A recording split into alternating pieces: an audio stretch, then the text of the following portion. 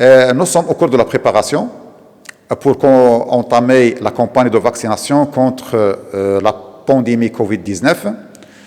Le matériel est en place, la simulation est faite, le mode de signalisation est déjà établi, le personnel médical et paramédical a eu une formation sur place et à distance sur les modalités de la vaccination. Bientôt, on va démarrer et ça consiste à recevoir le citoyen. D'abord, on enregistre dans une tablette avec le nom, le prénom, la carte nationale, le numéro de téléphone et quelques connaissances sur cet état de santé pour évaluer s'il est apte à être vacciné ou non. Il y a certaines contre-indications. Par exemple, la femme enceinte, la femme allaitante seraient épargnées. Elles ne font pas partie des gens qui vont être vaccinés. De même que les enfants moins de 18 ans. Ça, c'est en général. Mais le démarrage, ça va être avec les responsables de la santé, les responsables de la sécurité, les gens de l'éducation nationale et les gens qui présentent des maladies chroniques et les âgés qui dépassent les 75 ans. Alors, une fois un parmi ce groupe est enregistré à la porte, serait reçu par le vaccinateur et il y a là-dessus des conseils qui sont précis. C'est qu'une fois il est vacciné, le citoyen doit être sous surveillance.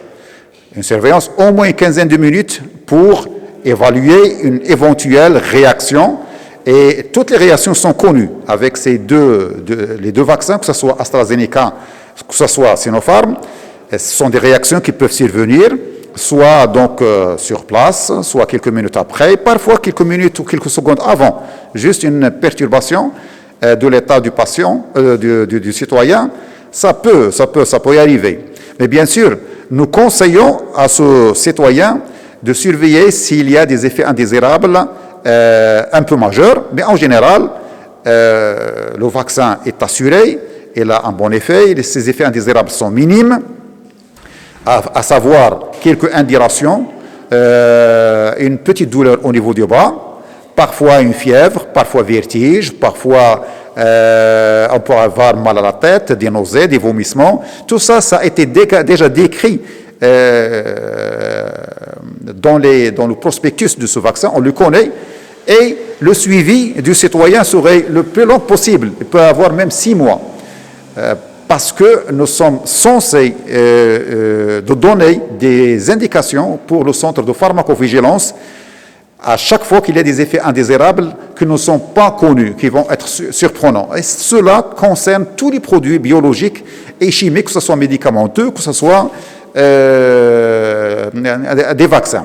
De même qu'on conseille pour le citoyen qui vient d'être vacciné qu'il est suivi par une deuxième dose qu'il ne doit pas oublier 4 semaines après la première, quand il s'agit de AstraZeneca, ou bien 3 semaines après, quand il s'agit du vaccin chinois Sinopharm.